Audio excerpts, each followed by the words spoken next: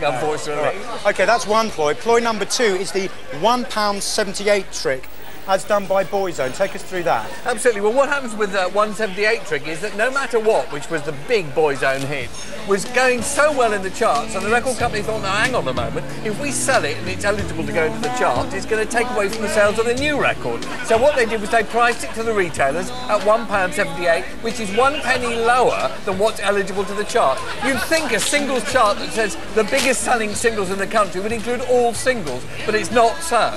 So basically, Polydor was sabotaging the old single so the new one would do better. Yeah, the old one then drops off the charts. The fans go into the shop, see the chart up there, see Boyzone, but don't see No Matter What, see the new title, which is a great record, and buy that instead. Tim Rice and Andrew Lloyd Webber said it devalues the charts, but who cares about the charts anyway? Well, they're absolutely right, it does devalue the charts. It's a terrible shame because people used to love the charts, but nobody cares now anymore. There's a new #1 every week, records go in high and drop out to nowhere, and developing talent is being suffocated. It really is doing serious damage to our industry, the music industry. Young people don't have a chance of getting through because they don't have the money to spend. OK, ploy number 3, invent a fairly meaningless marketing term like limited edition. Now talk us through this with the Beatles. Yes, it's the Beatles' White Album. It's kept being rushed out, 30th anniversary special limited edition, and they are only putting out 500,000 copies. That's how limited it is. And of course everybody will think there's a reason I ought to have this. They'll rush out and buy it yet again, and they'll sell 500,000, and who knows, they may then put out another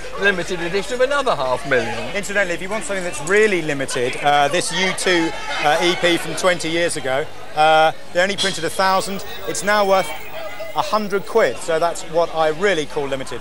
Finally, what we might call the re-release trick.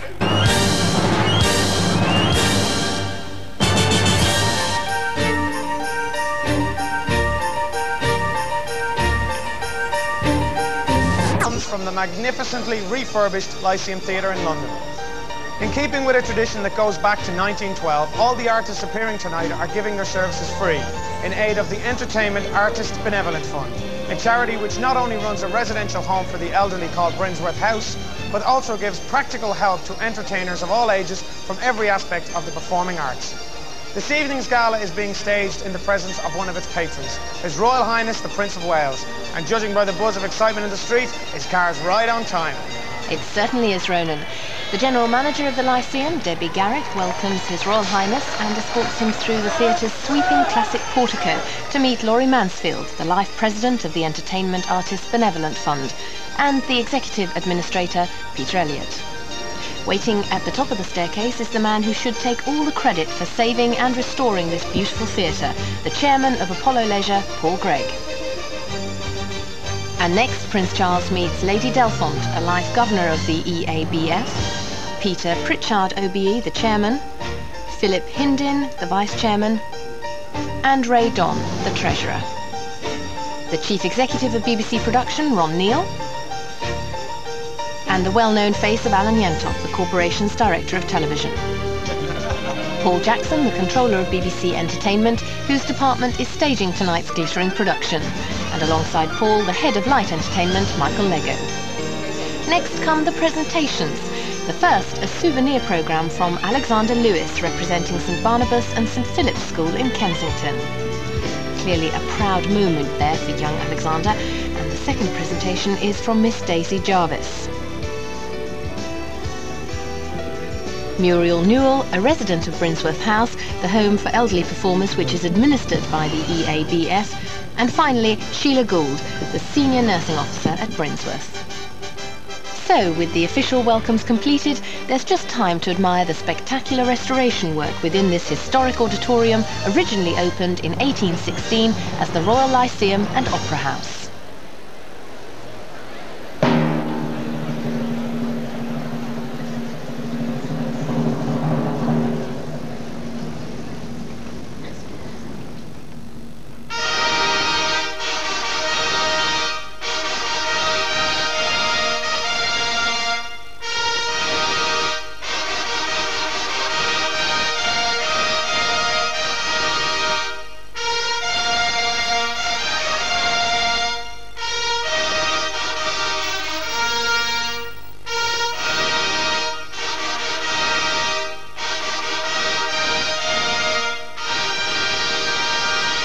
Their Majesties King Constantine and Queen Anne-Marie of Greece are accompanying His Royal Highness for tonight's gala. The show begins with the Royal Variety Company featuring Paulette Ivory and History Repeating.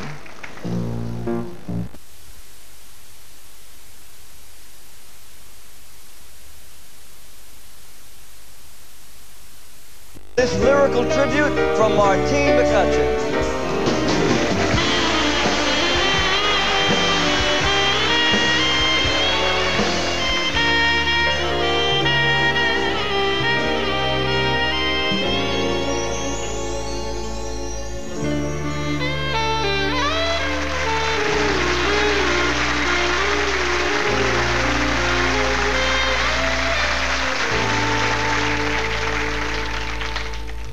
There are many, many crazy things that keep me loving you. And with your permission, may I list a few? The way you wear your hat, the way you sip your tea, the memory of all that. No, no, they can't take that away from me.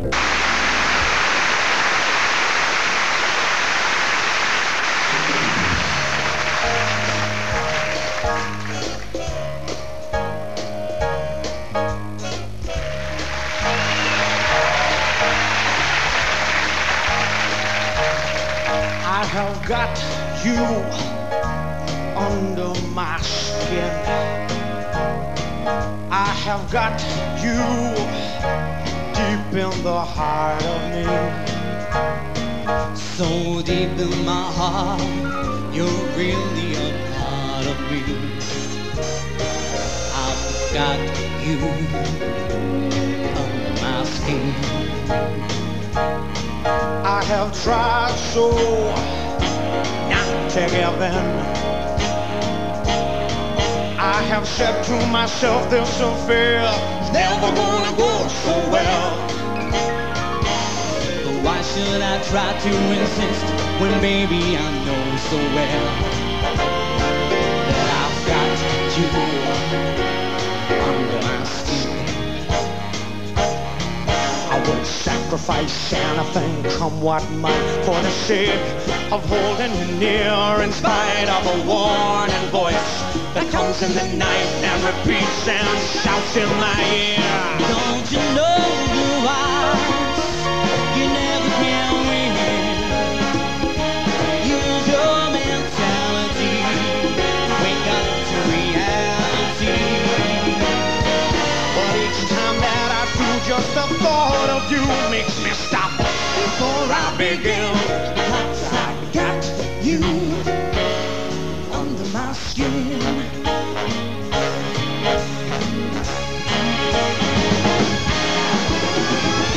I've got you Under my skin, yeah. I've got you Deep in the heart of me.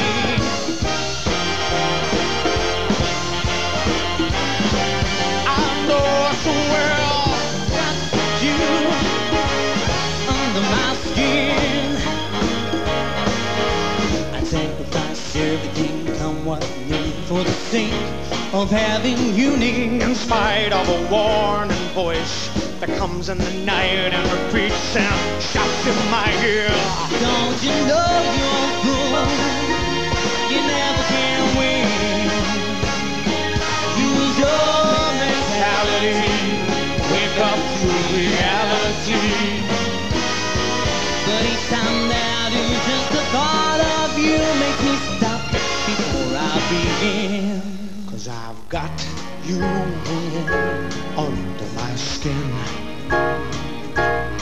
and I love you under my skin. Yeah.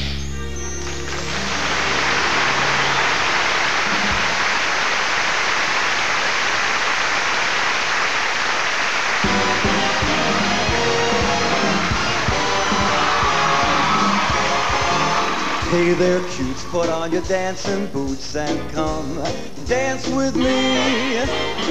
Come dance with me, oh what an evening.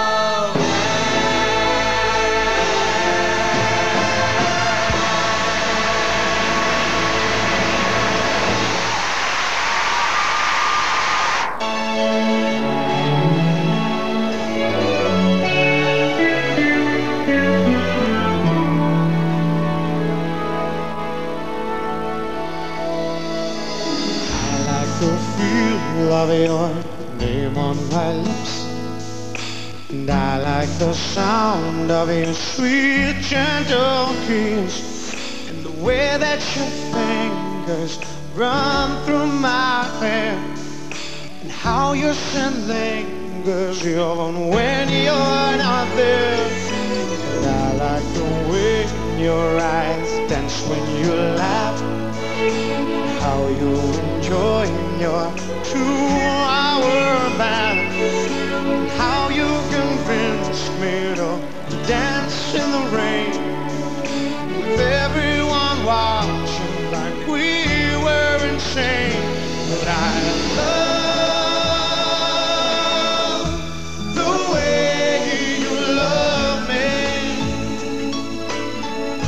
oh baby, strong and wild, slow and easy, heart and soul, so completely. I love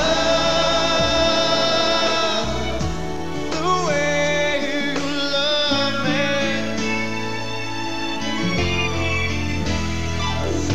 And I like the sound of old R&B, but you roll your eyes when I'm slightly off key. And I like the innocent way that you cry, from sappy old movies you've seen thousands of times. And I love the way you love me, Oh baby, strong and wild, slow and easy, heart and soul, so completely. I love the way you love me.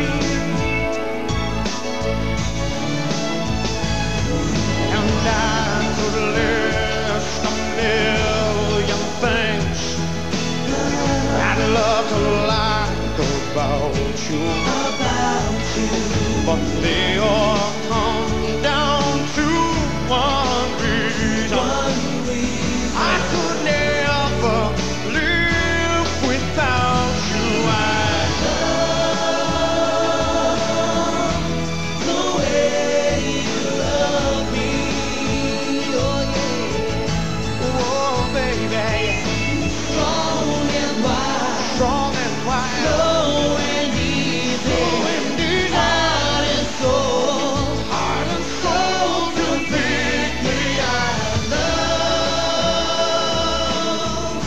the way you love me.